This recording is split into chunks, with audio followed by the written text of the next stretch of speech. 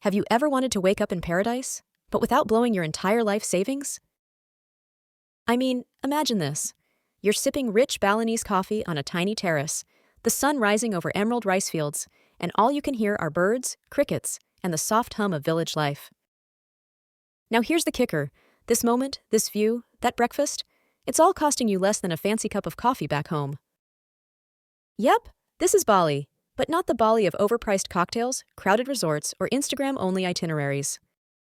This is the Bali that budget-savvy adventurers like us live for.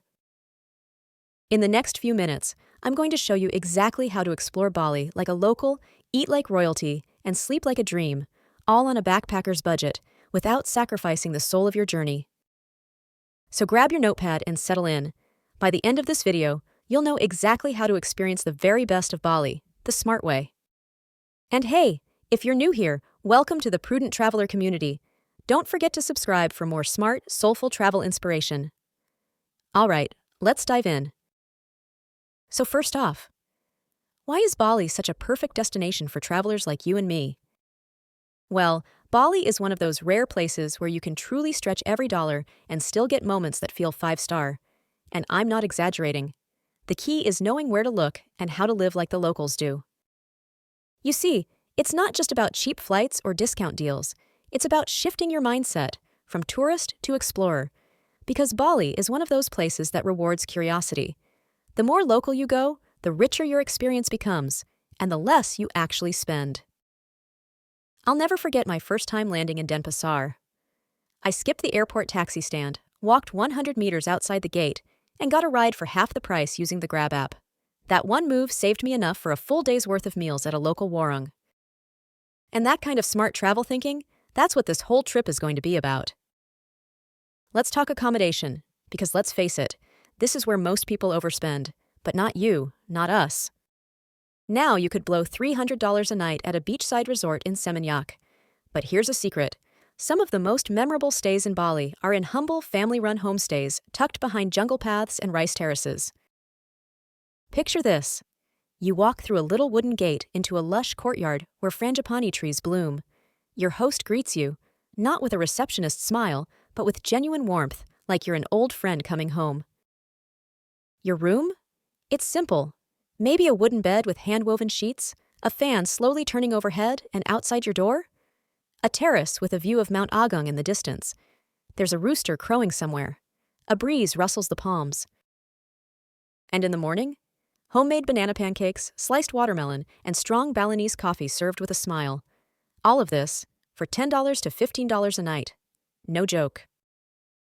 Ubud is full of these gems. Canggu has a few tucked behind the trendier cafes. But if you really want the true, untouched Bali, head east, to places like Sidemen or Ubud. The vibe is slower, the views are better, and your dollar stretches even further. One time, I stayed in a Sidemen homestay overlooking a river valley. I paid $12, but the experience? Easily worth 10 times that. My host took me on a spontaneous hike through the fields, showed me how to make offerings from banana leaves, and I even got invited to a local temple dance that night. Try getting that in a hotel. Now let's talk food, because honestly, I could spend an entire video just on Balinese cuisine. Forget the touristy restaurants with Western menus. Head straight to a local warung. That's where the real magic happens. For about $1.50 to $2, you can get a heaping plate of nasi campur. That's mixed rice with little scoops of everything. We're talking spicy sambal eggs, shredded coconut chicken, stir-fried veggies, tempeh, peanuts, sometimes even a little fish or satay. I've sat on plastic stools next to truck drivers and school kids, eating with my hands, sweating from the chili. And let me tell you, that's when I knew I was getting the real deal. Some warungs I'll never forget. Warung Biabaya in Ubud, Varuna in Canggu. But honestly, the best ones are the nameless little stalls you stumble into after wandering through a back street. Pro tip, if you see locals lining up, that's your cue. Follow the crowd. And always say thank you. Terima kasih. You'll get a smile every time. Now, if you're wondering, what about things to do? Do I need to book expensive tours? Absolutely not. Some of the most breathtaking experiences in Bali are either free or insanely cheap. Like, start your morning with a walk along the Kampuhan Ridge in Ubud. It's free, peaceful, and gives you views that honestly feel like something out of a dream. Or go hike Mount Batur. It's a sunrise trek, so yeah, you'll start at 3 a.m. But the feeling of standing on a volcano watching the first light break through the clouds? Indescribable. Local guides will charge around $15 to $20 if you book directly through your homestay. Worth every penny. Then there are the temples. Pura Tirta Temple is a favorite. Locals come here to bathe in sacred waters and pray. And yes, you can join the purification ritual too. They'll give you a sarong, you step under the fountains, and let the cool spring water flow over you. It's peaceful, humbling, and incredibly affordable. Then, of course, there's Pura Lempuyang. You've probably seen the iconic Gates of Heaven on Instagram. It's a bit of a journey to get there, but if you go early and skip the tourist lines, you'll actually get a moment of quiet awe. And let's not forget the beaches. Oh man, the beaches! Bali has a coastline for every mood. You want surf? Head to Echo Beach or Uluwatu. Want silence and snorkeling? Amad's got black sand coves where you'll barely see another soul. Craving soft white sand and blue lagoons? Try Padang Padang or Bias Tugal.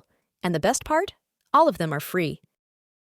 Bring a sarong, a bottle of water, and just be. That's the real luxury. Getting around Bali is part of the adventure. Renting a scooter is the most flexible and fun way to explore. It costs around $4 to $6 a day, and trust me, there's nothing like riding through rice paddies with the wind in your hair and no particular destination in mind. Just make sure you have an international license, wear a helmet, and drive slow. Bali's roads can be quirky, but if you go with the flow, you'll be fine. Not into scooters? No worries. Apps like Gojek and Grab make it super easy to get a ride anywhere, whether it's a quick trip to the beach or a longer haul across the island. And if you're traveling between towns, shared vans or local buses, known as BMOs, are cheap, cheerful, and full of personality.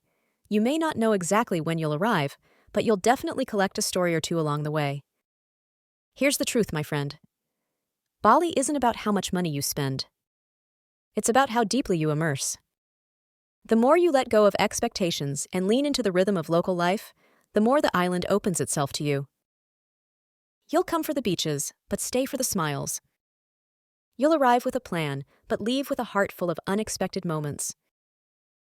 And those moments, they cost nothing, but mean everything.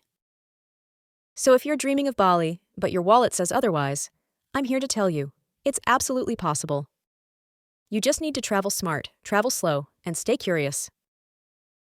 If this journey inspired you, do me a favor, give it a like, hit that subscribe button, and ring that notification bell so you don't miss the next destination. And hey, drop a comment below. What part of Bali would you love to discover first? Until next time, keep exploring wisely and stay prudent.